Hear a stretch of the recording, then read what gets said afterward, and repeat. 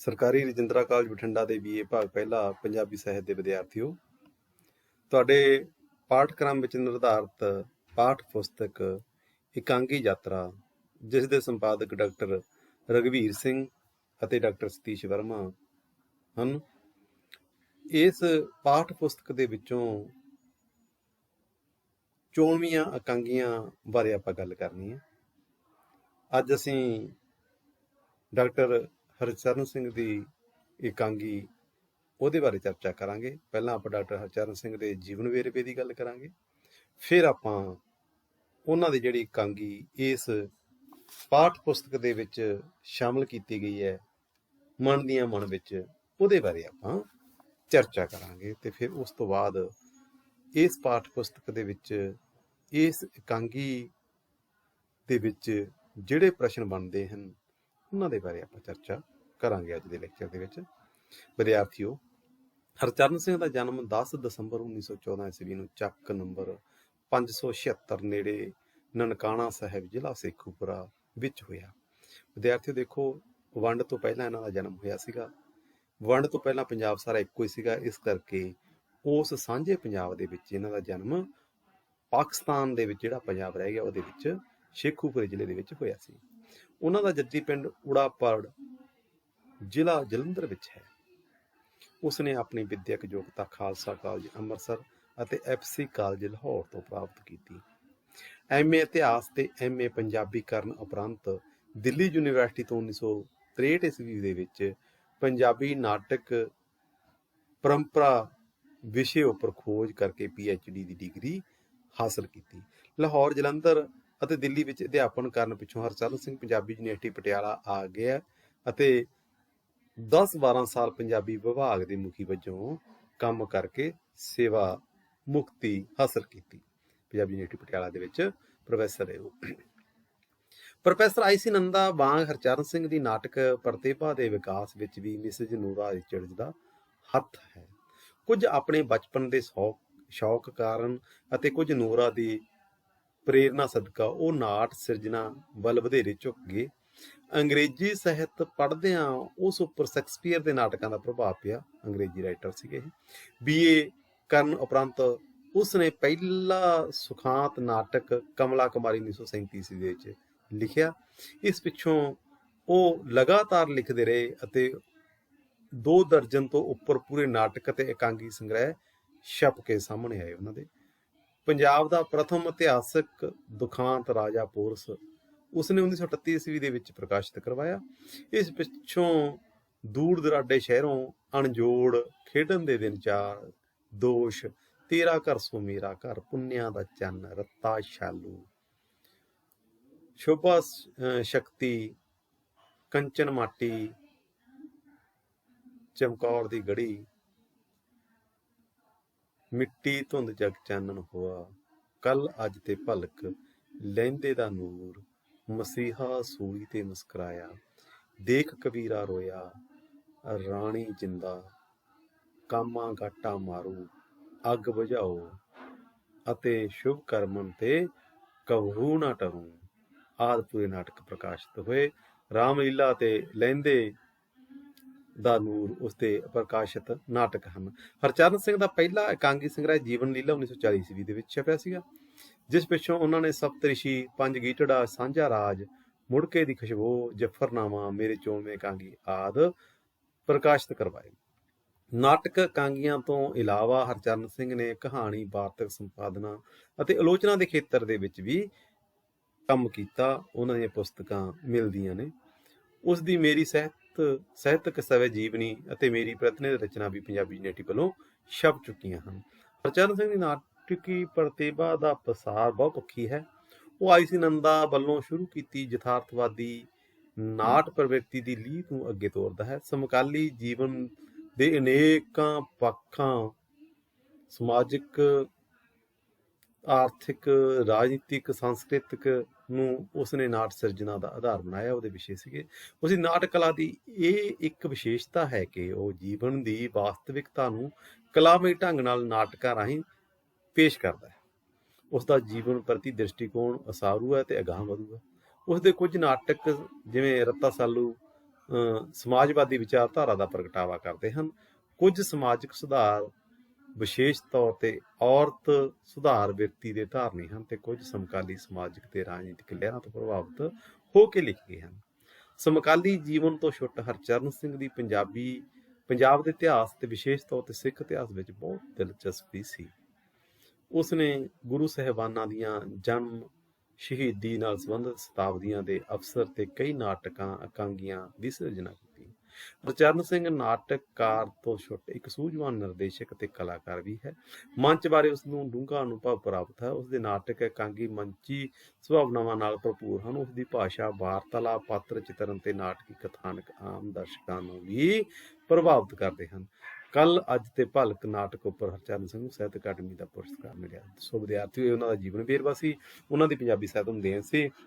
ਕੱਲ, ਅੱਜ ਤੇ ਭਲਕ ਨਾਟਕ ਦੇ ਉੱਪਰ ਉਹਨਾਂ ਨੂੰ ਸਾਹਿਤ ਅਕਾਡਮੀ ਦਾ ਨਾਮ ਮਿਲਿਆ ਸੀਗਾ। 2 ਨੰਬਰ ਦਾ ਕੁਐਸਚਨ ਛੋਟਾ ਪੁੱਛਿਆ ਜਾ ਸਕਦਾ, ਸੋ ਇਸ ਕਰਕੇ ਆਪਾਂ ਇਹਦੇ ਬਾਰੇ ਚਰਚਾ ਕੀਤੀ ਹੈ। ਅੱਗੇ ਆਪਾਂ ਹੁਣ ਉਹਨਾਂ ਦੀ ਜਿਹੜੀ ਇਕਾਂਗੀ ਇਸ ਪਾਠ ਪੁਸਤਕ ਦੇ ਵਿੱਚ ਸ਼ਾਮਲ ਹੈ ਉਹਦੇ ਬਾਰੇ ਗੱਲ ਕਰਦੇ ਹਾਂ। ਮਨ ਦੀਆਂ ਮਨ ਵਿੱਚ ਇਹਦੇ ਪਾਤਰ ਦੇਖੋ ਵਿਦਿਆਰਥੀਓ, ਸ਼ੇਰੂ ਹੈ, ਇੱਕ ਕਰਮਾ ਹੈ, ਇੱਕ ਨੰਬਰਦਾਰ ਹੈ, ਅੰਬੋ ਹੈ, ਕਰਮ ਸਿੰਘ ਰਾਜਾ, ਠੀਕ ਹੈ, ਜਿਹੜਾ ਪਿੰਡ ਦੇ ਵਿੱਚ ਇੱਕ ਕਮੀ ਹੈਗਾ, ਪਿੰਡ ਦੇ ਵਿੱਚ ਇੱਕ ਲਾਗੀ ਹੈਗਾ, ਉਹ ਪਾਤਰ ਹੈ ਇਹ। ਔਰ ਇਹਦੇ ਵਿੱਚ ਜਿਹੜੀ ਅੰਬੋ ਹੈ, ਨੌਜਵਾਨ ਔਰਤ ਹੈਗੀ ਹੈ, ਜਿਹੜੀ ਨਵਵਿਆਹੁਤਾ ਹੈਗੀ, ਉਹਦਾ ਪਤੀ ਉਹਨੂੰ ਛੱਡ ਕੇ ਚਲਿਆ ਜਾਂਦਾ। ਉਹ ਅਮਲੀ ਹੈ ਤੇ ਨਸ਼ੇ ਕਰਦਾ ਤਰ੍ਹਾਂ ਤਰ੍ਹਾਂ ਦੇ, ਉਹ ਘਰੋਂ ਛੱਡ ਕੇ ਚਲਿਆ ਜਾਂਦਾ। ਉਹ ਤੋਂ ਬਾਅਦ ਫਿਰ ਉਹ ਪਿੰਡ ਦੇ ਲੋਕ ਸੋਚਦੇ ਆ, ਉਹ ਅਗਲੇ ਘਰੇ ਉਹਨੂੰ ਤੋੜਨ ਦੀ ਕੋਸ਼ਿਸ਼ ਕਰਦੇ, ਉਹਦੇ ਹਾਣ ਪ੍ਰਵਾਨ ਦੇ ਨਾਲ ਉਹਦਾ ਵਿਆਹ ਕਰਨ ਦੀ ਕੋਸ਼ਿਸ਼ ਕਰਦੇ। ਇਹਦੇ ਬਾਰੇ ਦੀ ਇਕਾਂਗੀ ਹੈ, ਆਪਾਂ ਪੜ੍ਹਦੇ ਹਾਂ, ਦੇਖਦੇ ਹਾਂ ਫਿਰ ਇਕਾਂਗੀਕਾਰ ਕੀ ਕਹਿਣਾ ਚਾਹੁੰਦਾ। ਉਦੋਂ ਬਾਅਦ ਆਪਾਂ ਇਹਦਾ ਕੋਈ ਨਾ ਕੋਈ ਛਿੱਟਾ ਦੇਖਦੇ ਕੀ ਨਿਕਲਦਾ। ਵਿਦਿਆਰਥੀ, ਜੋ ਪਹਿਲਾਂ ਤੁਹਾਨੂੰ ਦੱਸਿਆ ਸੀਗਾ ਮੈਂ ਕਿ ਜਿਹੜਾ ਪਹਿਲਾ ਪਾਰਟ ਹੁੰਦਾ ਨਾ, ਉਹਦੇ ਵਿੱਚ ਦੱਸਿਆ ਜਾਂਦਾ ਕਿ ਕਿਸ ਤਰ੍ਹਾਂ ਦੇ ਨਾਲ ਇਹ ਇਕਾਂਗੀ ਖੇਡੀ ਜਾ ਸਕਦੀ, ਕਿ ਮੰਚ ਦੇ ਉੱਪਰ ਕਿਹੜੀਆਂ ਕਿਹੜੀਆਂ ਲੋੜਾਂ ਹੋ ਸਕਦੀਆਂ।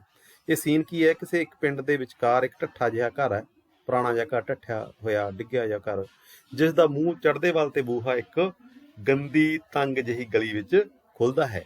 ਵਿਹੜੇ ਵਿੱਚ ਇੱਕ ਨਿੰਮ ਦਾ ਬੂਟਾ ਹੈ, ਉਸ ਦੇ ਹੇਠ ਇੱਕ ਉੱਚੀ ਲੰਮੀ ਸੁਨੱਖੀ ਔਰਤ ਉਮਰ 30 ਸਾਲ ਪੀੜ੍ਹੀ ਉੱਤੇ ਬੈਠੀ ਅੱਖਾਂ ਵਿੱਚ ਸੁਰਮਾ ਪਾ ਰਹੀ ਹੈ। ਉਸ ਦੇ ਕੱਪੜੇ ਲਗਭਗ ਸਾਰੇ ਦੇ ਸਾਰੇ ਨਵੇਂ ਹਨ। ਕਿਸੇ ਅਪਾਰ ਖੁਸ਼ੀ ਵਿੱਚ ਮਲੂਮ ਹੁੰਦੀ ਹੈ, ਪਰ ਕਿਸੇ ਵੇਲੇ ਇੱਕ ਗਮਗੀਨ ਜਿਹਾ ਪ੍ਰਭਾਵ ਉਸਦੇ ਚਿਹਰੇ ਉੱਤੇ ਪੈਂਦਾ ਹੈ। ਸ਼ੀਸ਼ਾ ਚੁੱਕ ਕੇ ਮੂੰਹ ਦੇਖਦੀ ਹੈ ਤੇ ਬੜੀ ਖੁਸ਼ ਹੁੰਦੀ ਹੈ। ਬੂਹੇ ਨੂੰ ਬਾਹਰੋਂ ਧੱਕਾ ਵੱਜਦਾ ਹੈ। ਝਟਪਟ ਸ਼ੀਸ਼ਾ ਸੁਰਮੇਦਾਨੀ ਨੂੰ ਪੀੜ੍ਹੀ ਥੱਲੇ ਦੇ ਕੇ ਕੁੰਡਾ ਖੋਲ੍ਹਣ ਨੂੰ ਉੱਠਦੀ ਹੈ। ਬਾਹਰੋਂ ਆਵਾਜ਼ ਆਉਂਦੀ ਹੈ, ਅੰਬੋ, ਮੈਂ ਕਿਹਾ ਤਿਆਰ ਹੋਈਏ ਕਿ ਨਹੀਂ ਅਜੇ। ਅੰਬੋ ਸਿਰ ਮੂੰਹ ਢੱਕ ਕੇ ਕੁੰਡਾ ਖੋਲ੍ਹਦੀ ਹੋਈ, ਤਿਆਰ ਨੂੰ ਇੱਥੇ ਕਿਹੜੇ ਘੋੜੇ ਬੀੜਨੇ ਨੇ, ਵੀ ਮੈਂ ਇੰਨਾ ਕਿੰਨਾ ਕੁ ਟਾਈਮ ਲਾਉਣਾ, ਘੋੜੇ ਬੀੜਨ ਤੋਂ ਬਹੁਤਾ ਟਾਈਮ ਨਹੀਂ ਲਾਉਣਾ ਸੀ ਮੈਂ। ਜਿਹੜਾ ਅਗਲਾ ਪਾਤਰ ਸ਼ਾਮਲ ਹੋ ਰਿਹਾ ਹੁਣ ਇਸ ਇਕਾਂਗੀ ਦੇ ਵਿੱਚ, ਉਹ ਹੈ ਸ਼ੇਰੂ। 30 ਵਰ੍ਹਿਆਂ ਦਾ ਇੱਕ ਭਰਵਾਂ ਗੱਭਰੂ ਹੈ। ਇਹਦੇ ਨਾਲ ਹੁਣ ਨਵਾਂ ਵਿਆਹ ਹੋਣਾ ਇਹਦਾ। ਉਸਦੇ ਗਲ ਵਿੱਚ ਗਾਨੀ, ਤੇੜ ਲੱਠੇ ਦੀ ਚਿੱਟੀ ਚਾਦਰ ਤੇ ਤੰਬਾ, ਸਿਰ ਉੱਤੇ ਨਸਵਾਰੀ ਰੰਗ ਦੇ ਸ਼ਮਲੇ ਵਾਲੀ ਪੱਗ ਹੈ। ਮੂੰਹ ਤੇ ਮੁੱਛਾਂ ਅਤਰ ਨਾਲ ਚੋਪੜੀਆਂ ਹੋਈਆਂ ਹਨ। ਸ਼ੇਰੂ ਮੁੱਛਾਂ ਨੂੰ ਤਾਣ ਦਿੰਦਾ ਹੋਇਆ, ਕੀ ਕਹਿਣ ਦੀਆਂ ਗੱਲਾਂ ਅੰਬੋ, ਲੰਘ ਆਓ ਅੰਦਰ, ਬੂਹੇ 'ਚ ਕਿਉਂ ਖੜੇ ਹੋ। ਸ਼ੇਰੂ ਮੁਸਕਰਾ ਕੇ ਅੱਗੇ ਗੱਲ ਕਰਦਾ, ਮੈਂ ਕਿਹਾ ਸ਼ਾਇਦ ਮੈਨੂੰ ਪਛਾਣਿਆ ਹੀ ਨਹੀਂ। ਅੰਬੋ, ਤੁਹਾਨੂੰ ਨਹੀਂ ਪਛਾਣਨਾ ਤੇ ਹੋਰ ਕਿਸ ਨੂੰ ਪਛਾਣਨਾ ਹੈ। ਸ਼ੇਰੂ, ਫਿਰ ਮੂੰਹ ਕਿਉਂ ਲਟਕਾਇਆ ਈ, ਘਰ ਦੇ ਬੰਦੇ ਦੀ ਨਜ਼ਰ ਨਹੀਂ ਲੱਗਦੀ। ਚੁੱਕ ਖਾਂ ਪੱਲਾ, ਜਰਾ ਦੇ ਦਰਸ਼ਨ। ਅੰਬੋ ਪੱਲਾ ਚੁੱਕ ਕੇ ਹੱਸਦੀ, ਮੈਨੂੰ ਬੜੀ ਸੰਗ ਆਉਂਦੀ ਹੈ ਤੁਹਾਤੋਂ ਅੱਜ। ਸ਼ੇਰੂ ਇੱਕ ਟੱਕ ਉਸ ਵੱਲ ਦੇਖਦਾ ਹੋਇਆ, ਅੰਬੋ ਮੇਰੇ ਵੱਲ ਵੇਖੇ ਨਾ। ਅੰਬੋ, ਦੱਸੋ ਕੀ ਗੱਲ ਏ। ਸ਼ੇਰੂ, ਮੈਂ ਕਿਹਾ ਸ਼ੱਕ ਮਿਟਾ ਲਾਂ, ਕੋਈ ਹੋਰ ਨਾ ਹੋਵੇ। ਕਸਮ ਏ ਅੱਜ ਤੇ ਨਕਸ਼ਾ ਹੀ ਬਦਲਿਆ ਪਿਆ ਏ, ਇਉਂ ਨਿਖਰੀ ਹੋਈ ਏ ਜਿਵੇਂ ਮੀਂਹ ਵਰਨ ਪਿੱਛੋਂ ਨੈਣਾ ਦੇਵੀ। ਅੰਬੋ ਹੱਸਦੀ ਕੋਈ ਕਈ ਵੱਲ ਖਾਂਦੀ ਹੈ, ਸੱਚੀ ਮੁੱਚੀ। ਸ਼ੇਰੂ ਹੋ ਕੇ ਕਹਿੰਦਾ, ਮੈਂ ਤਾਂ ਆਣਾ ਅਸਮਾਨੋਂ ਉਤਰੀ ਪਰੀ ਏ, ਕੋਈ ਪਰੀ। ਅੰਬੋ, ਵਸ ਵੀ ਕਰੋ ਹੁਣ, ਐਵੇਂ ਨਾ ਸ਼ਰਮਿੰਦੀ ਕਰੀ ਜਾਓ। ਸ਼ੇਰੂ, ਝੂਠ ਨਹੀਂ, ਅੱਜ ਪਹਿਲੀ ਵਾਰ ਮੈਂ ਤੈਨੂੰ ਖੁਸ਼ ਵੇਖਿਆ ਅੰਬੋ। ਤੁਹਾਨੂੰ ਵੇਖ ਕੇ ਪਤਾ ਨਹੀਂ ਅੱਜ ਮੈਨੂੰ ਕੀ ਹੋ ਗਿਆ ਹੈ। ਇਉਂ ਲੱਗਦਾ ਜਿਵੇਂ 14 ਸਾਲਾਂ ਦੀ ਗਮੀ ਇੱਕਦਮ ਖੁਸ਼ੀ ਵਿੱਚ ਵਟ ਗਈ। ਸ਼ੇਰੂ, ਅੰਬੋ ਤੂੰ ਅਜੇ ਦੇਖਿਆ ਹੀ ਕੀ ਏ? ਤੂੰ ਤਾਂ ਕਮਲੀਏ ਹੁਣ ਤੱਕ ਨਰਕ ਭੋਗਦੀ ਰਹੀ ਏ। ਅੰਬੋ, ਇਹਦੇ 'ਚ ਕੋਈ ਝੂਠ ਨਹੀਂ, ਨਰਕ ਜਿਹਾ ਨਰਕ। ਸ਼ੇਰੂ, ਮੈਂ ਕਿਹਾ ਕਾਂਟੇ, ਬੰਗਾਂ, ਗੁਰਗਾਬੀ, ਲੀੜੇ ਲੱਤੇ ਸਭ ਠੀਕ ਆ ਗਏ ਨਾ?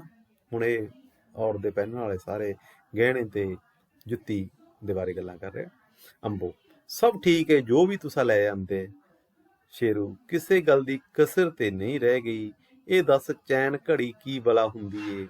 ਤੁਸੀਂ ਕਿੱਥੋਂ ਸੁਣ ਲਿਆ ਨਾ? ਕੱਲ ਜਦੋਂ ਮੈਂ ਸ਼ਹਿਰ ਨੂੰ ਗਿਆ ਸੀ, ਸਾਡੇ ਟਾਂਗੇ ਵਿੱਚ 2 ਸ਼ਹਿਰਨਾਂ ਬੈਠੀਆਂ ਸਨ। ਇੱਕ ਕਹਿੰਦੀ ਮੈਂ ਬਹੂ ਨੂੰ ਚੈਨ ਘੜੀ ਬਣਾ ਕੇ ਦਿੱਤੀ ਏ। ਬੜੀਆਂ ਤਾਰੀਫਾਂ ਕਰਦੀ ਸੀ ਬਣਾਉਣ ਵਾਲੇ ਸੁਨਿਆਰੇ ਦੀਆਂ। ਅੰਬੋ, ਇਹ ਗਹਿਣਾ ਹੁੰਦਾ ਏ ਗੁੱਟ ਉੱਤੇ ਬੰਨਣ ਵਾਲਾ, ਪਰ ਪੈਸੇ ਬੜੇ ਲੱਗਦੇ ਨੇ। ਸ਼ੇਰੂ, ਪੈਸਿਆਂ ਦੀ ਕੋਈ ਪਰਵਾਹ ਨਾ ਕਰ ਤੂੰ, ਭਾਵੇਂ 2 ਘੁਮਾਂ ਸਿਆਲ ਰੱਖਣੇ ਪੈ ਜਾਣ, ਚੈਨ ਘੜੀ ਜ਼ਰੂਰ ਬਣਾ ਕੇ ਦੇਣੀ ਹੈ। ਤੂੰ ਕੀ ਸਮਝੇਂਗੀ ਕਿ ਕਿਸੇ ਜੱਟ ਨਾਲ ਵਾਹ ਪਿਆ ਸੀ? ਅੰਬੋ, ਮੈਨੂੰ ਨਹੀਂ ਲੋੜ ਕਿਸੇ ਚੀਜ਼ ਦੀ, ਤੁਹਾਡੇ ਨਾਲ ਸਭ ਕੁਝ ਆ ਗਿਆ। ਸ਼ੇਰੂ, ਅੰਬੋ, ਜੂਨ ਭੋਗਣੀ ਨਹੀਂ ਆਏ, ਖਾਣ ਹੰਡਾਣ 2 ਹੀ ਚੀਜ਼ਾਂ ਨੇ ਦੁਨੀਆ ਵਿੱਚ। ਦੇਖੋ ਇਹ ਉਹ ਜਿੰਦਾ ਦਿਲੀ ਗੱਲ ਹੈ। ਕਹਿੰਦਾ ਅੰਬੋ, ਜੂਨ ਭੋਗਣ ਨਹੀਂ ਆਏ, ਖਾਣਾ ਹੰਡਾਣਾ 2 ਹੀ ਚੀਜ਼ਾਂ ਨੇ ਦੁਨੀਆ ਦੇ ਵਿੱਚ। ਦੇਹ ਨਰੋਈ ਤੇ ਦਿਲ ਖੁਸ਼ ਰੱਖਣਾ ਜਾਣਦੇ ਹਾਂ ਅਸੀਂ, ਤੇ ਕਮਲੀਏ ਭੱਠ ਨਹੀਂ ਚੁੱਕਣੇ। ਜਿਹੜੇ 4 ਦਿਹਾੜੇ ਜੀਣਾ ਐਸ਼ ਨਾਲ ਜੀਣਾ। ਅੰਬੋ, ਪੀੜੀ ਅੱਗੇ ਕਰਕੇ ਬਹਿ ਜਾਓ ਨਾ ਜਰਾ, ਬੈਠਿਆ ਕਰਾਂਗੇ ਨਵੇਂ ਖੂਹ ਤੇ ਟਾਹਲੀਆਂ ਦੀ ਛਾਵੇਂ। ਜਦੋਂ ਤੂੰ ਰੋਟੀਆਂ ਲੈ ਕੇ ਆਇਆ ਕਰੇਂਗੀ ਤੇ ਮੈਂ ਖੇਤਾਂ ਵਿੱਚ ਕੰਮ ਕਰਿਆ ਕਰਾਂਗਾ। ਅੰਬੋ, ਜਿੱਥੇ ਮੈਂ ਸਿੱਟੇ ਚੁਗਦੀ ਹੁੰਦੀ ਸਾਂ। ਸ਼ੇਰੂ, ਪਿਛਲੀਆਂ ਗੱਲਾਂ ਛੱਡ ਤੂੰ, ਉਹਨਾਂ ਖੇਤਾਂ ਦੀ ਹੁਣ ਤੂੰ ਰਾਣੀ ਹੋਵੇਂਗੀ, ਰਾਣੀ। ਅੰਬੋ, ਤੇ ਤੁਸੀਂ ਰਾਜੇ। ਸ਼ੇਰੂ, ਪਰ ਤੇਰੇ ਨਾਲ ਹੀ ਨੇ ਸਾਡੀਆਂ ਬਾਦਸ਼ਾਹੀਆਂ। ਮੈਂ ਤੇ ਜਾਣਦਾ ਮਤਲਬ ਦੀ ਤੀਵੀਂ ਤੋਂ ਬਿਨਾਂ ਜੀਣ ਦਾ ਕੋਈ ਹੱਜ ਹੀ ਨਹੀਂ। ਉਸ ਵੱਲ ਵੇਖ ਕੇ ਹੱਸਦਾ ਹੋਇਆ ਮਸਤੀ ਵਿੱਚ ਜੋੜਿਆਂ ਜਗ ਥੋੜੀਆਂ ਨਰੜ ਬਥੇਰੇ। ਅੰਬੋ, ਹੱਸਦੀ ਹੋਈ ਉਸਦਾ ਹੱਥ ਫੜ ਲੈਂਦੀ ਹੈ। ਸੱਚਮੁੱਚ ਕਹਿੰਦੇ ਹੋ ਕਿ ਐਵੇਂ ਮੇਰਾ ਦਿਲ ਰੱਖਦੇ ਹੋ? ਸ਼ੇਰੂ, ਅੰਬੋ, ਛੋਟਿਆਂ ਹੁੰਦਿਆਂ ਤੋਂ ਮੇਰੀ ਇੱਕੋ ਸੱਧਰ ਸੀ। ਅੰਬੋ, ਉਹ ਕਿਹੜੀ? ਭਈ ਸਾਥੀ ਹੋਵੇ ਤਾਂ ਦਿਲ ਪਸੰਦ ਦਾ, ਨਹੀਂ ਤੇ ਨਾ ਹੋਵੇ ਸੋ ਰੱਬ ਨੇ ਸੁਣ ਲਈ। ਅੰਬੋ, ਪਰ ਕੁੜੀਆਂ ਦੀਆਂ ਮਨ ਵਿੱਚ ਰਹਿ ਜਾਂਦੀਆਂ ਨੇ, ਮਾਪੇ ਜਿਹਦੇ ਨਾਲ ਮਰਜ਼ੀ ਚਮੇੜ ਦੇਣ। ਇਹ ਹੁੰਦਾ ਵਿਦਿਆਰਥੀ, ਇਸ ਕਾਂਗੀ ਦਾ ਜਿਹੜਾ ਸਰਲੇਖ ਵੀ ਇਹੀ ਹੈ, ਮਨ ਦੇ ਵਿੱਚ। ਤੇ ਇੱਥੇ ਆ ਕੇ ਗੱਲ ਕਲੀਅਰ ਹੋ ਜਾਂਦੀ ਹੈ। ਕਹਿੰਦੇ ਕੁੜੀਆਂ ਦੀਆਂ ਤੇ ਮਨ ਦੇ ਵਿੱਚ ਰਹਿ ਜਾਂਦੀਆਂ। ਸਾਡਾ ਸਮਾਜਿਕ ਦਾਇਰਾ ਹੀ ਕੁਛ ਇਸ ਤਰ੍ਹਾਂ ਦਾ ਹੈ, ਜਿਸ ਤਰ੍ਹਾਂ ਮਾਪੇ ਚਾਹੁੰਦੇ ਆ ਉਹ ਜਿਹਦੇ ਨਾਲ ਮਰਜ਼ੀ ਤੋੜ ਦੇਣ, ਜਿਹਦੇ ਨਾਲ ਮਰਜ਼ੀ ਉਹਦਾ ਚਮੇੜਦੇ ਨੇ। ਇਹ ਗੱਲ ਅੰਬੋ ਕਹਿ ਰਹੀ ਹੈਗੀ। ਸ਼ੇਰੂ ਕੀ ਕਹਿੰਦਾ, ਅਸਲ ਵਿੱਚ ਰੱਬ ਨੇ ਤੈਨੂੰ ਮੇਰਾ ਸਾਥੀ ਬਣਾਇਆ ਸੀ, ਉਹ ਤੇ ਕੋਈ ਕਿਸਮਤ ਦਾ ਗੇਟ ਸੀ ਜੋ ਟਲ ਗਿਆ, ਸ਼ੁਕਰ ਕਰ ਰੱਬ ਦਾ। ਅੰਬੋ, ਸੱਚਮੁੱਚ ਮੈਨੂੰ ਬੜਾ ਗੁੱਸਾ ਆਉਂਦਾ ਮਾਪਿਆਂ ਤੇ, ਜਿਨ੍ਹਾਂ ਸ਼ਰਾਬੀ ਕਬਾਬੀ ਦੇ ਲੜ ਲਾ ਦਿੱਤੀ ਸੀ। ਇਹਦਾ ਪਹਿਲਾ ਵਿਆਹ ਹੋਇਆ ਸੀ ਵਿਦਿਆਰਥੀਓ। ਸ਼ੇਰੂ ਦਿਲਾਸਾ ਦਿੰਦਾ ਹੋਇਆ, ਹੁਣ ਵੀ ਕੁਝ ਨਹੀਂ ਵਿਗੜਿਆ ਅੰਬੋ, ਮੁੜ ਚਵਾਰੇ ਦੀ ਇੱਟ ਚਵਾਰੇ ਲੱਗ ਗਈ ਏ। ਅੰਬੋ, ਮੈਨੂੰ ਡਰ ਏ ਕਿਤੇ ਫੇਰ ਨਾ ਮੋਰੀ ਨੂੰ ਲੱਗ ਜਾਏ। ਸ਼ੇਰੂ, ਛੱਡ ਕਮਲੀ ਜੀ ਨਾ ਹੋਵੇ ਤਾਂ ਉੱਪਰ ਨੂੰ ਦੇਖ ਕੇ ਦੇਖ, ਜਿਸ ਤਰ੍ਹਾਂ ਨਿੰਮ ਨੂੰ ਨਵੇਂ ਪੱਤੇ ਨਿਕਲਦੇ ਨੇ, ਇਸੇ ਤਰ੍ਹਾਂ ਤੇਰਾ ਵੀ ਨਵਾਂ ਜਨਮ ਹੋਇਆ ਏ। ਅੰਬੋ, ਲੰਬਾ ਸਾਹ ਲੈ ਕੇ, ਇਹ ਤੇ ਹਰ ਸਾਲ ਨਿਕਲਦੇ ਨੇ, ਪਰ ਮੇਰੀਆਂ ਆਸਾਂ ਪਿਛਲੇ 14 ਸਾਲਾਂ ਵਿੱਚ ਇੱਕ ਵਾਰੀ ਵੀ ਨਹੀਂ ਫੁੱਟੀਆਂ। ਸ਼ੇਰੂ, ਰੱਬ ਸੁੱਖ ਰੱਖੇ, ਹੁਣ ਹਰ ਸਾਲ ਫੁੱਟਿਆ ਕਰਨਗੀਆਂ। ਅੰਬੋ, ਅੱਜ ਤੁਸੀਂ ਮੈਨੂੰ ਉਸ ਦਿਨ ਵਾਂਗ ਖੁਸ਼ ਲੱਗਦੇ ਹੋ। ਸ਼ੇਰੂ, ਕਿਸ ਦਿਨ ਵਾਂਗ? ਦੱਸ ਮੇਰੀ ਸਹੁੰ ਏ ਜੇ ਨਾ ਦੱਸੇ। ਅੰਬੋ, ਉਹ ਮੇਲੇ ਵਾਲਾ ਦਿਨ, ਤੁਸੀਂ ਖੂਹ ਤੇ ਪਸ਼ੂਆਂ ਨੂੰ ਪਾਣੀ ਪਿਲਾਉਂਦੇ ਸੀ ਤੇ ਮੈਂ ਘੜਾ ਭਰਨ ਗਈ ਸੀ। ਸ਼ੇਰੂ, ਭਈ ਸੱਚ ਜਾਣ, ਉਸੇ ਦਿਨ ਤੋਂ ਮੈਨੂੰ ਤੇਰਾ ਬਹੁਤ ਖਿਆਲ ਆਉਣ ਲੱਗਾ। ਤੂੰ ਤੇ ਘੜਾ ਚੁੱਕ ਕੇ ਚਲੀ ਗਈ। ਮੈਂ ਤੇਰੀ ਹਾਲਤ ਦਾ ਚੇਤਾ ਕਰ ਕਰਕੇ ਕਿੰਨਾ ਹੀ ਚਿਰ ਖੜਾ ਰੋਂਦਾ ਰਿਹਾ। ਮੇਲੇ ਵੀ ਨਾ ਗਿਆ, ਸਗੋਂ ਦਿਲ ਨੂੰ ਇੰਨਾ ਦੁੱਖ ਹੋਇਆ। ਅੰਬੋ, ਸੱਚਮੁੱਚ? ਸ਼ੇਰੂ, ਉਸੇ ਦਿਨ ਤੋਂ ਮੈਂ ਦਿਲ ਵਿੱਚ ਧਾਰ ਲਈ, ਆਪੇ ਜੇ ਹੋਵੇ ਸੋ ਹੋਵੇ, ਅੰਬੋ ਦਾ ਦੁੱਖ ਜ਼ਰੂਰ ਕੱਟ ਦੇਣਾ ਹੈ। ਸਭ ਆਕੜਾਂ ਛੱਡ ਦਿੱਤੀਆਂ, ਸਗੋਂ ਗਰੀਬੜਾ ਜਿਹਾ ਬਣ ਗਿਆ। ਜਿਹਦੀਆਂ ਨਾ ਉਹਦੀਆਂ ਮਿੰਨਤਾਂ ਤੇ ਕੁਸਾਮਤਾਂ ਕੀਤੀਆਂ, ਤਾਂ ਕਿਧਰੇ ਜਾ ਕੇ ਪਿੰਡ ਨੂੰ ਚਾਦਰ ਪਾਉਣ ਤੇ ਰਾਜੀ ਕੀਤਾ। ਚਾਦਰ ਪਾਉਣ ਤੇ ਹੁੰਦਾ ਦੂਸਰਾ ਵਿਆਹ ਕਰ ਲੈਣਾ ਵਿਦਿਆਰਥੀਓ। ਜਦੋਂ ਇੱਕ ਔਰਤ ਦਾ ਪਤੀ ਮਰ ਜਾਵੇ ਤੇ ਉਹ ਦੂਸਰੇ ਥਾਂ ਤੇ ਚਲੀ ਜਾਵੇ, ਉਹਨੂੰ ਚਾਦਰ ਪਾਉਣਾ ਸ਼ਬਦ ਦੇ ਨਾਲ ਪ੍ਰਭਾਸ਼ਿਤ ਕੀਤਾ ਜਾਂਦਾ ਹੈ। ਅੰਬੋਗੇ ਕਹਿੰਦੀ ਹੈ, ਫਿਰ ਤੇ ਮੇਰੀ ਖਾਤਰ ਤੁਹਾਨੂੰ ਬੜੇ ਦੁੱਖ ਝੱਲਣੇ ਪਏ ਸ਼ੇਰੂ, ਪਰ ਜਿਹੜਾ ਸਵਾਦ ਇਸ ਦੁੱਖ ਵਿੱਚ ਆਇਆ ਉਹ ਮੈਨੂੰ ਹੀ ਪਤਾ ਹੈ। ਨਸ਼ਾ ਸੀ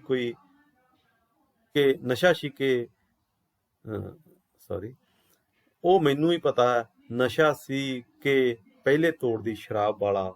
ਬਾਹਰੋਂ ਚੌਧਰੀ ਜੀ। ਸ਼ੇਰੂ, ਕੌਣ ਹੈ? ਰਾਜਾ ਹੈ ਰਾਜਾ। ਬਾਹਰੋਂ ਚੌਧਰੀ, ਚੌਧਰੀ ਸਾਰਾ ਪਿੰਡ ਗਾਹ ਮਾਰਿਆ ਤੁਹਾਨੂੰ ਲੱਭਦਿਆਂ। ਸ਼ੇਰੂ, ਓਏ ਕਿੰਨੀ ਕੁ ਦੇਰ ਏ ਅਜੇ? ਰਾਜਾ, ਬਸ ਤੁਹਾਨੂੰ ਹੀ ਉਡੀਕਦੇ ਨੇ ਬੈਠੇ ਸਭ ਲੋਕ। ਪੰਚਾਇਤ ਦੇ ਵਿੱਚ ਇਹ ਕੰਮ ਨੇਪਰੇ ਚੜ੍ਹਨਾ ਉਹਨਾਂ ਦਾ। ਸ਼ੇਰੂ, ਚੱਲ ਫਿਰ ਮੈਂ ਆਇਆ ਤੇਰੇ ਪਿੱਛੇ ਪਿੱਛੇ ਅੰਬੋ ਨੂੰ। ਤੂੰ ਕਿਉਂ ਭਲਾ ਘਾਬਰ ਗਈ ਸੈਂ? ਅੰਬੋ, ਉਸ ਬੂਹਾ ਖੜਕਾਇਆ, ਮੇਰੀ ਜਾਨ ਡਰ ਗਈ। ਮੈਂ ਸਮਝਿਆ ਮੇਰੀ ਨਨਾਣ ਆ ਗਈ। ਮੇਰਾ ਦਿਲ ਅਜੇ ਤੱਕ ਧੁੜਕੂ ਧੁੜਕੂ ਕਰਦਾ ਹੈ। ਆ ਜਾਏ ਡਰ ਮਾਰਿਆ ਹੋਇਆ ਉਹਦਾ। ਅੰਬੋ, ਤੁਹਾਨੂੰ ਨਹੀਂ ਪਤਾ, ਉਹ ਬੜੀ ਖਸਮਾਂ ਨੂੰ ਖਾਣੀ ਏ। ਸ਼ੇਰੂ, ਮੀਆਂ ਬੀਬੀ ਰਾਜੀ ਤੇ ਕੀ ਕਰੇਗਾ ਕਾਜੀ। ਹੁਣ ਕੁਝ ਨਹੀਂ ਹੋ ਸਕਦਾ, ਭਾਵੇਂ ਕੋਈ ਆ ਜਾਵੇ। ਮੇਰੇ ਕੱਪੜੇ ਲੀੜੇ ਤਾਂ ਘਰ ਪਹੁੰਚਾ ਦਿਓ, ਕਿਤੇ ਸੱਚਮੁੱਚ ਨਾ ਆ ਜਾਵੇ। ਅਸੀਂ ਨਹੀਂ ਇੱਥੋਂ ਕੁਝ ਲਿਜਾਣਾ, ਤੂੰ ਫਿਕਰ ਨਾ ਕਰ, ਮੈਂ ਸਭ ਘਰ ਭਰ ਦਿਆਂਗਾ ਚੀਜ਼ਾਂ ਨਾਲ। ਜਾਂਦਾ ਹੋਇਆ, ਛੇਤੀ ਤਿਆਰ ਹੋ ਕੇ ਆ ਜਾ। ਅੰਬੋ, ਮੈਂ ਇੱਥੇ ਕੀ ਕਰ ਰਿਹਾ? ਬਸ ਇੱਕ ਘੱਗਰਾ ਪਾਉਣਾ ਹੈ। ਅੰਬੋ ਦਲਾਨ ਵਿੱਚ ਚਲੀ ਜਾਂਦੀ ਹੈ। ਪਲਕ ਪਿੱਛੋਂ ਕਾਲੀ ਕਾਲੀ ਇੱਕ ਤੀਵੀਂ ਆਉਂਦੀ ਹੈ, ਬੜੀ ਘਾਬਰੀ ਹੋਈ ਮਾਲੂਮ ਹੁੰਦੀ ਹੈ। ਕਰਮੋ, ਇਹ ਉਹਦੀ ਨਨਾਣ ਆ ਗਈ ਵਿਦਿਆਰਥੀਓ। ਆਲਾ ਦੁਆਲਾ ਦੇਖ ਕੇ, ਭਾਬੀ ਅਮਰ ਕੌਰੇ। ਅੰਬੋ ਘੱਗਰਾ ਹੱਥ ਵਿੱਚ ਲਈ ਬਾਹਰ ਆਉਂਦੀ ਹੈ। ਕਰਮੋ ਨੂੰ ਸਾਹਮਣੇ ਦੇਖ ਕੇ ਇੱਕਦਮ ਕੰਬ ਜਾਂਦੀ ਹੈ। ਅੰਬੋ, ਬੀਬੀ ਤੂੰ ਕਿੱਥੇ? ਕਰਮੋ, ਨਹੀਂ ਭਾਬੀ ਤੈਨੂੰ ਕੀ ਦੱਸਾਂ, ਰਾਤ ਮੈਂ ਇੱਕ ਉੜਦੀ ਖਬਰ ਸੁਣੀ। ਸੱਚ ਕੇ ਝੂਠ? ਮੈਨੂੰ ਤੇ ਰੋਟੀ ਖਾਣੀ ਹਰਾਮ ਹੋ ਗਈ। ਅੰਬੋ ਨਿਡਰ ਹੋ ਕੇ, ਝੂਠ ਕਿਉਂ ਸੱਚ ਏ? ਅੰਬੋ, ਕਰਮੋ, ਹਾਏ ਨੀ, ਇਹ ਕੀ ਤੂੰ ਕੀਤਾ? ਅੰਬੋ, ਪੰਚਾਇਤ ਨੂੰ ਪੁੱਛ ਜਾ ਕੇ, ਜਿਸ ਕਰਾਇਆ ਸਭੋ ਕੁਝ। ਨੀ ਤੂੰ ਮੈਨੂੰ ਦੱਸ, ਤੈਨੂੰ ਕਿਹੜੀ ਗੱਲ ਦਾ ਦੁੱਖ ਏ? ਅੰਬੋ, ਬੀਬੀ ਤੂੰ ਮੇਰੇ ਵਾਂਗ ਰੰਡੀ ਹੋਵੇਂ, ਫੇਰ ਮੈਂ ਦੱਸਾਂ ਤੈਨੂੰ ਕਿਹੜੀ ਗੱਲ ਦਾ ਦੁੱਖ ਹੈ। ਕਰਮੋ ਪੱਟ ਤੇ ਹੱਥ ਮਾਰ ਕੇ, ਹਾਏ ਨੀ, ਤੇਰੇ ਤੇ ਸਬਰ ਪੈ ਜਾਏ, ਮੇਰੇ ਭਰਾ ਨੂੰ ਜਿੰਦੇ ਨੂੰ ਹੀ ਮਾਰ ਦਿੱਤਾ ਬਦਕਾਰੇ। ਅੰਬੋ, ਜਿਸ ਨੂੰ 12 ਸਾਲ ਘਰੋਂ ਨਿਕਲੇ ਨੂੰ ਹੋਏ ਖਬਰ ਨਾ ਸਾਰ, ਚਿੱਠੀ ਨਾ ਚਪੱਟੀ, ਪੈਸਾ ਨਾ ਧੇਲਾ, ਸਾਡੇ ਭਾਣੇ ਉਹ ਮਰ ਮੁੱਕ ਚੁੱਕਾ ਏ। ਕਰਮੋ, ਨਹੀਂ ਆਪਣਿਆਂ ਨੂੰ ਖਾਣੀ ਏ, ਦੱਸ ਤੈਨੂੰ ਕਿਹੜੀ ਗੱਲ ਦੀ ਥੋੜੇ। ਅੰਬੋ, ਕਿਹੜੀ ਪਿਓ ਦੀ ਜਗੀਰ ਏ ਜਿਹਦੇ ਆਸਰੇ ਬੈਠਾਂ, ਖੋਰੇ ਕਿਵੇਂ ਤੰਗੀ ਤੁਰਸ਼ੀ ਦੇ ਨਾਲ ਦਿਨ ਕੱਟਦੀ ਰਹੀ। ਅੱਜ ਤੂੰ ਵੀ ਭਰਾ ਦੀ ਥਾਂ ਹੱਕ ਜਮਾਉਣ ਆ ਗਈ ਏ। ਉਦੋਂ ਕਿੱਥੇ ਸੀ ਜਦੋਂ ਮੈਂ ਲੋਕਾਂ ਦਾ ਪੀ ਕੇ ਗੋਹਾ ਕੂੜਾ ਚੁੱਕ ਕੇ ਢਿੱਡ ਭਰਦੀ ਸੀ। ਦੇਖੋ ਵਿਦਿਆਰਥੀਓ, ਇਹ ਇੱਕ ਔਰਤ ਦੇ ਦੁੱਖ ਹੈ। ਉਹ ਦੱਸ ਰਹੀ ਉਹਨੂੰ ਕਿ ਮੈਂ ਕਿਹਦੇ ਆਸਰੇ ਰਹਾਂ, ਕਿਹਦੇ ਆਸਰੇ ਮੈਂ ਜ਼ਿੰਦਗੀ ਕੱਟਾਂ। ਤੇਰਾ ਭਰਾ ਤਾਂ ਮੈਨੂੰ ਛੱਡ ਕੇ ਤੁਰ ਗਿਆ 12 ਸਾਲ ਪਹਿਲਾਂ ਦਾ, ਤੇ ਅੱਜ ਤੂੰ ਮੇਰੇ ਤੇ ਆ ਕੇ ਰੋਬ ਝਾੜਦੀ। ਕਰਮੋ ਦਲਾਨ ਵੱਲ ਅੰਦਰ ਝਾਤ ਮਾਰ ਕੇ, ਨੀ ਉਧਲ ਜਾਣੀ ਹੈ, ਘਰ ਕਿਹੜੇ ਖਸਮਾਂ ਨੂੰ ਲੁਟਾ ਦਿੱਤਾ ਈ। ਅੰਬੋ, ਘਰ ਵਿੱਚ ਹੈ ਹੀ ਕੀ ਸੀ? 7 ਚੁੱਲ੍ਹਿਆਂ ਦੀ ਸੁਆਹ। ਜੋ ਮਾੜਾ ਮੋਟਾ ਕੁਝ ਸੀ ਉਸ ਸ਼ਰਾਬ ਦੇ ਮੂੰਹ ਉਜਾੜ ਛੱਡਿਆ ਸੀ। ਕਰਮੋ, ਦੇਖੋ ਜਵਾਨੇ ਨੂੰ ਕੀ ਅੱਗ ਲੱਗ ਗਈ। ਪਿਛਲੀਆਂ ਤੀਵੀਆਂ ਸਾਰੀ ਉਮਰ ਗੁਜ਼ਾਰ ਦਿੰਦੀਆਂ ਸਨ ਆਦਮੀਆਂ ਦੀ ਉਡੀਕ ਦੇ ਵਿੱਚ। ਅੰਬੋ, ਅਸਾਂ ਵੀ ਕਿਹੜੀ ਘੱਟ ਕੀਤੀ ਏ। ਇੱਕ ਦਿਨ ਗਿਣ ਕੇ 12 ਸਾਲ ਗੁਜ਼ਾਰ ਦਿੱਤੇ ਨੇ। ਕਹਿਣਾ ਬੜਾ ਸੌਖਾ ਹੈ ਬੀਬੀ, ਵਕਤ ਕੱਟਣਾ ਪਵੇ ਫੇਰ ਪਤਾ ਲੱਗਦਾ ਹੈ। ਰਾਜਾ ਬਾਹਰੋਂ ਹੀ, ਬਹੂ ਬੜੀ ਦੇਰ ਲਾ ਦਿੱਤੀ, ਬੈਠੇ ਉਡੀਕਦੇ ਨੇ ਸਾਰੇ। ਅੰਬੋ, ਚਲੋ ਮੈਂ ਆਈ। ਘੱਗਰੇ ਨੂੰ ਹੱਥ ਪਾ ਕੇ, ਕੁੜੇ ਛੱਡ ਘੱਗਰਾ, ਘੜੀ ਲਾਗੀ ਆਉਂਦਾ, ਕੀ ਕਹਿੰਦੇ ਹੋਣਗੇ ਲੋਕੀ। ਕਰਮੋ ਨਰਮ ਹੋ ਕੇ, ਭਾਬੀ ਮੇਰੇ ਆਖੇ ਲੱਗ, ਜਿੱਥੇ ਅੱਗੇ ਇੰਨਾ ਚਿਰ ਲੰਘਾਇਆ ਈ, 2-4 ਮਹੀਨੇ ਹੋਰ ਸਬਰ ਕਰ। ਅੰਬੋ, ਸਬਰ ਦੀ ਵੀ ਕੋਈ ਹੱਦ ਹੁੰਦੀ ਏ। ਇਸੇ ਉਡੀਕ ਵਿੱਚ ਅਸਾਂ ਸੋਨੇ ਵਰਗੀ ਜਵਾਨੀ ਗਾਲ ਦਿੱਤੀ ਏ। ਨਾਲੇ ਆ ਕੇ ਵੀ ਕਿਹੜਾ ਉਸਨੇ ਮੈਨੂੰ ਤਖਤ ਉੱਤੇ ਬਿਠਾ ਦੇਣਾ ਹੈ। ਉਹ ਮਾਰ ਕਟਾਈ ਹੋਣੀ ਹੈ। ਤੇਰੇ ਲੱਛਣ ਮੈਨੂੰ ਪਹਿਲੇ ਦਿਨ ਤੋਂ ਹੀ ਭੈੜੇ ਦਿਸਦੇ ਸਨ। ਅੱਜ ਕੋਈ ਨਵੀਂ ਗੱਲ ਏ? ਅੰਬੋ ਇਹੋ ਜਿਹਾ ਹੁੰਦੀ ਤਾਂ ਹੁਣ ਤੱਕ ਇਸ ਖੋਲੇ ਵਿੱਚ ਨਾ ਬੈਠੀ ਰਹਿੰਦੀ। 14 ਸਾਲ ਕਦੋਂ ਦੀ ਸਿਰ ਮੂੰਹ ਕਾਲਾ ਕਰਕੇ ਨਿਕਲ ਗਈ ਹੁੰਦੀ। ਕਰਮੋਂ ਕੋਈ ਪੇਸ਼ ਨਾ ਜਾਂਦੀ ਦੇਖ ਪਿੱਟਦੀ ਹੋਈ। ਅਮਰੋ ਤੈਨੂੰ ਦਰਗਾਹੇ ਢੋਈ ਨਾ ਮਿਲੇ, ਜਿੱਦਾਂ ਤੂੰ ਸ਼ਰੀਕਾਂ ਦੇ ਬੈਠ ਕੇ ਸਾਡਾ ਮੂੰਹ ਕਾਲਾ ਕਰਨ ਲੱਗੀ ਏ। ਮੈਂ ਉਸ ਲੁੱਚੀ ਪੰਚਾਇਤ ਅੱਗੇ ਜਾ ਕੇ ਪਿੱਟਦੀ ਆਂ, ਦੇਖਾਂਗੀ ਕਿੱਦਾਂ ਚਾਦਰਦਾਰੀ ਪਾਉਂਦੇ ਦੇ ਤੁਰ ਲੱਗਦੀ ਏ। ਨੰਬਰਦਾਰ ਜਰਾ ਗੁੱਸੇ ਨਾਲ, ਕੁੜੀਏ ਕੀ ਕਰਦੀ ਏ ਤੂੰ ਇੱਥੇ? ਸਾਰਾ ਪਿੰਡ ਬੈਠਾ ਉਡੀਕਦਾ ਹੈ। ਅੰਬੋ ਤਾਇਆ ਜੀ ਬੀਬੀ ਨਹੀਂ ਆਉਣ ਦਿੰਦੀ, ਦੱਸੋ ਮੈਂ ਕੀ ਕਰਦੀ। ਕਰਮੋਂ ਉੱਚੀ ਉੱਚੀ ਬੈਣ ਪਾਉਣ ਲੱਗ ਜਾਂਦੀ ਹੈ। ਅਮਰੋ ਤੈਨੂੰ ਦੋਹੇ ਜਹਾਨੀ ਢੋਈ ਨਾ ਮਿਲੇ, ਜਿਵੇਂ ਤੂੰ ਸਾਡਾ ਨੱਕ ਵੱਢਣ ਲੱਗੀ ਏ। ਨੰਬਰਦਾਰ ਬੀਬੀ ਕਿਉਂ ਰੌਲਾ ਪਾਉਣੀ ਏ, ਛੱਡ ਉਹਦਾ ਘੱਗਰਾ, ਕਮਲੀ ਨਾ ਬਣ। ਕਰਮੋਂ ਤਾਇਆ ਇਹ ਤਾਂ ਕੀ ਬਦਕਾਰ, ਤੁਸੀਂ ਵੀ ਕੁਝ ਸੋਚਿਆ? ਇਹ ਤਾਂ ਸੀ ਬਦਕਾਰ, ਤੁਸੀਂ ਵੀ ਕੁਝ ਸੋਚਿਆ ਨਾ। ਨੰਬਰਦਾਰ ਹਰੇ ਰਾਮ, ਇਹਦੇ ਵਰਗੀ ਤਾਂ ਦੁਨੀਆ ਭਰ ਵਿੱਚ ਕੋਈ ਭਲੀ ਮਾਨਸ ਧੀ ਨਹੀਂ ਹੋਣੀ। ਜਿਵੇਂ ਇਸ ਤੰਗੀ ਦੇ ਦਿਨ ਕੱਟੇ ਨੇ, ਕਿਸੇ ਕੱਟ ਨਹੀਂ ਲੈਣੇ। 2 ਕਮਾਂ ਜ਼ਮੀਨ ਏ, ਉਸ ਵਿੱਚ ਆਉਂਦਾ ਕੀ ਏ? ਉਹ ਸਹੁਰੇ ਦੇ ਭਾਵੇਂ ਚਿੱਤ ਚੇਤੇ ਵੀ ਨਾ ਹੋਵੇ, ਇਹ ਵਿਚਾਰੀ ਮਰਨ ਡਈ ਹੋਈ ਏ। ਕਰਮੋਂ ਇੰਨਾ ਚਿਰ ਹੋਇਆ ਗਏ ਨੂੰ, ਜਿਸ ਦਿਨ ਆਇਆ ਘਰ ਬਾਹਰ ਭਰ ਦੇਣਾ ਉਸ। ਤੁਸੀਂ ਕੀ ਸਮਝਦੇ ਹੋ ਮੇਰੇ ਭਰਾ ਨੂੰ? ਨੰਬਰਦਾਰ ਅਸੀਂ ਜਾਣਦੇ ਹਾਂ ਉਸ ਬੜੇ ਕਮਾਊ ਨੂੰ ਚੰਗੀ ਤਰ੍ਹਾਂ। ਸ਼ੇਰੂ ਅੰਬੋ ਕੀ ਕਰਦੀ ਏ ਤੂੰ? ਕਿੰਨੀ ਵਾਰੀ ਲਾਗੀ ਭੇਜਿਆ, ਨੰਬਰਦਾਰ ਨੂੰ ਵੇਖ ਕੇ ਸਗੋਂ ਤਾਏ ਨੂੰ ਵੀ ਖੇਚਲ ਦਿੱਤੀ ਏ। ਨੰਬਰਦਾਰ ਉਹ ਕੀ ਕਰਦੀ? ਕਰਮੋਂ ਨਹੀਂ ਆਉਣ ਦਿੰਦੀ। ਸ਼ੇਰੂ ਕਰਮੋਂ ਕੌਣ ਹੁੰਦੀ ਏ ਰੋਕਣ ਵਾਲੀ? ਨੰਬਰਦਾਰ ਚੁੱਪ ਕਰੋ ਮੁੰਡਿਆ, ਮੈਂ ਆਪੇ ਸਮਝਾ ਲੈਣਾ। ਕਰਮੋਂ ਜਾ ਵੇ ਜਾ, ਆਪਣੀ ਮਾਂ ਭੈਣ ਤੇ ਜਾ ਕੇ ਰੋ ਪਾ, ਖਬਰਦਾਰ ਜੇ ਮੈਨੂੰ ਕੁਛ ਆਖਿਆ। ਨੰਬਰਦਾਰ ਚੁੱਪ ਕਰ ਕੁੜੀਏ, ਕੁਝ ਨਹੀਂ ਆਖਿਆ ਤੈਨੂੰ। ਸ਼ੇਰੂ ਫੇਰ ਹੁਣ ਚੱਲਦੇ ਕਿਉਂ ਨਹੀਂ? ਢਿੱਲ ਕਿਸ ਗੱਲ ਦੀ ਏ? ਨੰਬਰਦਾਰ ਕਾਹਲ ਨਾ ਪਾਓ, ਚੱਲਦਿਆਂ ਸਮਝਾ ਬੁਝਾ ਲੈਣ ਦੇ ਮੈਨੂੰ। ਕਰਮੋਂ ਹਟ ਇੱਕ ਪਾਸੇ ਜਾਣ ਦੇ ਬਹੂ ਨੂੰ। ਬੂਹੇ ਵੱਲ ਕੋਈ ਖੰਘਦਾ ਇਹ ਸਾਰੇ ਉਧਰ ਦੇਖਣ ਲੱਗ ਜਾਂਦੇ ਨੇ। ਇੱਕ ਬਿਮਾਰੀ ਦਾ ਖਾਧਾ ਹੋਇਆ ਬੰਦਾ ਅੰਦਰ ਆਉਂਦਾ। ਇਹ ਅਸਲ ਦੇ ਵਿਦਿਆਰਥੀਓ ਉਹਦਾ ਪਤੀ ਹੈ ਪਹਿਲਾ। ਕਰਮਾ ਸਾਰਿਆਂ ਨੂੰ ਵਾਹਿਗੁਰੂ ਜੀ ਕੀ ਫਤਿਹ। ਤਕੜਾ ਨੰਬਰਦਾਰ ਆ, ਇਹ ਉਹਦਾ ਅੰਬੋ ਦਾ ਪਤੀ ਹੈ, ਪਹਿਲਾ ਪਤੀ ਹੈ ਜਿਹੜਾ ਉਹਦਾ, ਤੇ ਕਰਮੋ ਦਾ ਭਰਾ। ਨੰਬਰਦਾਰਾ ਓਏ ਕਰਮਿਆ। ਕਰਮਾ ਨੰਬਰਦਾਰਾ ਮੈਂ ਅਜੇ ਆਉਂਦਾ ਪਿਆ। ਕਰਮੋ ਰਾਜੀ ਏ ਕੁੜੇ, ਬਸ ਰੋਈ ਦਾ ਨਹੀਂ ਹੁੰਦਾ ਕਮਲੀਏ। ਕਰਮੋ ਗੱਲ ਲਾ ਕੇ ਸ਼ੁਕਰ ਏ ਭਰਾ ਤੂੰ ਆ ਗਏ, ਪਰ ਤੂੰ ਆਉਣ ਦਾ ਪਤਾ ਕਿਉਂ ਨਹੀਂ ਦਿੱਤਾ? ਉਡੀਕ ਉਡੀਕ ਆਏ ਦਿਨ ਆ ਗਏ। ਕਰਮਾ ਮੇਰੀ ਸਲਾਹ ਅਜੇ ਨਹੀਂ ਸੀ, ਪਰ ਬਿਮਾਰੀ ਦਿਨੋਂ ਦਿਨ ਜ਼ੋਰ ਫੜਦੀ ਜਾਂਦੀ ਸੀ। ਨੰਬਰਦਾਰ ਇਹ ਦੱਸ ਭਲੇ ਮਾਨਸਾ, ਤੂੰ ਕੋਈ ਸੁਰ ਪਤਾ ਨਹੀਂ ਸੀ ਦੇਣਾ? ਕਿੰਨਾ ਚਿਰ ਹੋਇਆ ਤੈਨੂੰ ਗਿਆ ਨੂੰ ਇੱਥੋਂ? ਕਰਮਾ ਨੰਬਰਦਾਰ ਤੂੰ ਜਾਣਦਾ ਹੀ ਏ ਮੈਨੂੰ, ਕਿਤੇ ਬਦਲ ਤੇ ਨਹੀਂ ਗਿਆ ਖਾਂਦਾ ਹੋਇਆ। ਕਰਮੋ ਭਰਾ ਕੀ ਹੋਇਆ? ਨੰਬਰਦਾਰ ਦਮਾ ਨਸ਼ਾ ਪੀਣ ਦੀ ਆਦਤ ਨਹੀਂ ਨਾ ਗਈ ਹੋਣੀ। ਕਰਮਾ ਅਸੀਂ ਭਾਵੇਂ ਸਾਰੀ ਦੁਨੀਆ ਗਾਹ ਆਈਏ, ਸਾਡਾ ਹਾਲ ਫੇਰ ਵੀ ਇਹੋ ਰਹਿਣਾ ਹੈ। ਕਰਮੋ ਭਰਾ ਸਮਾਨ ਪਿੱਛੇ ਤਾਂਗੇ ਤੇ ਆਉਂਦਾ? ਕਰਮਾ ਹੱਸ ਕੇ ਸਮਾਨ ਸਾਡੇ ਕੋਲ ਕਿਹੜਾ ਹੈ, ਗੱਲ ਦੇ 2 ਕੱਪੜੇ ਨੇ। ਨੰਬਰਦਾਰ ਜਿਹੋ ਜਿਹਾ ਗਿਆ ਸੀ ਉਹੋ ਜਿਹਾ ਮੁੜ ਆਇਆ। ਕਰਮੋ ਹੌਂਗਾ ਲੈ ਕੇ ਚਲੋ ਜੀ, ਸਭ ਕੁਝ ਆ ਗਿਆ ਏ ਸਾਨੂੰ ਭਰਾ ਨਾਲ। ਬੁੱਤ ਬਣੇ ਖੜੇ ਅੰਬੋ ਤੇ ਸ਼ੇਰੂ ਇੱਕ ਦੂਜੇ ਵੱਲ ਵੇਖਦੇ ਹਨ। ਅੰਬੋ ਅੰਦਰ ਚਲੀ ਜਾਂਦੀ ਹੈ, ਸ਼ੇਰੂ ਬਾਹਰ ਨਿਕਲ ਜਾਂਦਾ ਏ। ਕਰਮਾ ਹੋਰ ਸੁਣਾ ਨੰਬੜਾ, ਪਿੰਡ ਦਾ ਹਾਲ ਚਾਲ, ਕੋਈ ਨਵੀਂ ਤਾਜ਼ੀ ਗੱਲਬਾਤ? ਨੰਬਰਦਾਰ ਸਭ ਠੀਕ ਏ, ਰਮਜ ਨਾਲ ਜਾਂਦਾ ਹੋਇਆ। ਕਰਮੋਂ ਪਹਿਲੋਂ ਪਾਣੀ ਧਾਣੀ ਪਿਆ, ਪਿੱਛੋਂ ਹੋਰ ਗੱਲ ਕਰੀ। ਕਰਮਾ ਤੂੰ ਕਦੋਂ ਆਈ ਏ? ਕਰਮੋ ਭਰਾ ਮੈਂ ਤੇ ਅਜੇ ਖੜੀ ਹੋਈ ਆਂ, ਆ ਕੇ ਜੁੱਤੀ ਵੀ ਨਹੀਂ ਲਾਹੀ। ਕਰਮਾ ਇਹ ਵੀ ਚੰਗਾ ਹੋਇਆ ਤੂੰ ਆ ਗਈ। ਕਰਮੋ ਭਰਾ ਬਹਿ ਜਾ ਐਸੇ ਪੀੜੇ ਤੇ, ਭਾਬੀ ਅਮਰ ਕੌਰੇ ਨਹੀਂ ਬਾਹਰ ਨਿਕਲ, ਪਾਣੀ ਧਾਣੀ ਪਿਆ ਸੁੱਖ ਨਾਲ। ਕਰਮਾ ਅਮਰ ਕੌਰ ਉਹ ਅਜੇ ਜਿਉਂਦੀ ਏ? ਲਓ ਜੀ ਮੇਰੇ ਭਾਣੇ ਮਰ ਮੁੱਕ ਗਈ ਹੋਣੀ ਏ। ਕਰਮੋ ਬੂਹੇ ਅੰਦਰ ਝਾਤੀ ਮਾਰ ਕੇ ਦੌੜੀ ਭਰਾ। ਕਰਮਾ ਦੇਖ ਕੇ ਮੇਰੀ ਉਡੀਕ ਵਿੱਚ ਇਸਨੇ ਇੰਨੇ ਸੋਹਣੇ ਕੱਪੜੇ ਪਾਏ ਸਨ। ਕਰਮੋ ਨਹੀਂ ਭਰਾ, ਫੜੀ ਮੈਂ ਮੂੰਹ 'ਚ ਪਾਣੀ ਪਾਵਾਂ। ਕਰਮਾ ਉਹ ਬਦਕਿਸਮਤੇ ਮੈਨੂੰ ਹੀ ਉਡੀਕਦੀ ਸੀ।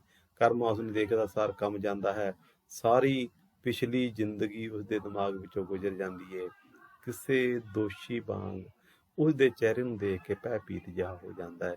ਕਰਮੋ ਉਸਦੇ ਮੂੰਹ ਵਿੱਚ ਪਾਣੀ ਪਾਉਂਦੀ ਹੈ।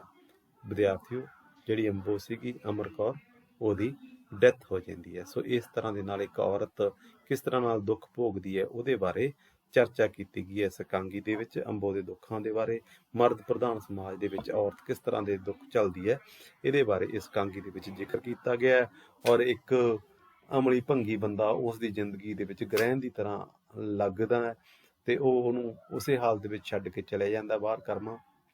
ਬਾਅਦ ਦੇ ਵਿੱਚ ਪਿੰਡ ਦੇ ਲੋਕ ਤੇ ਜਿਹੜੇ ਸਿਆਣੇ ਬੰਦੇ ਆ ਉਹ ਅੰਬੋ ਦਾ ਅਮਰ ਕੌਰ ਦਾ ਵਿਆਹ ਸ਼ੇਰੂ ਨਾਲ ਕਰਨਾ ਚਾਹੁੰਦੇ ਆ, ਪਰ ਅਚਨਚੇਤ ਉਹ ਆ ਜਾਂਦਾ ਹੈ ਉਹਦਾ ਪਹਿਲਾ ਪਤੀ, ਤੇ ਇੱਥੇ ਆ ਕੇ ਉਹਨੂੰ ਬਹੁਤ ਵੱਡਾ ਝਟਕਾ ਲੱਗਦਾ ਹੈ ਉਹਦੀ ਪਤਨੀ ਅਮਰ ਕੌਰ ਨੂੰ, ਤੇ ਉਹਦੀ ਡੈਥ ਹੋ ਜਾਂਦੀ ਹੈ। ਸੋ ਵਿਦਿਆਰਥੀਓ, ਅੱਜ ਦੀ ਇਕਾਂਗੀ ਇੱਥੇ ਖਤਮ ਕਰਦੇ ਹਾਂ। ਅਗਲੀ ਇਕਾਂਗੀ ਆਪਾਂ ਅਗਲੇ ਦਿਨਾਂ ਦੇ ਵਿੱਚ ਕਰਾਂਗੇ। ਤੁਸੀਂ ਇਸ ਦੇ ਬਾਰੇ ਆਪਣੇ ਆਨਸਰ ਜ਼ਰੂਰ ਦੇਣੇ।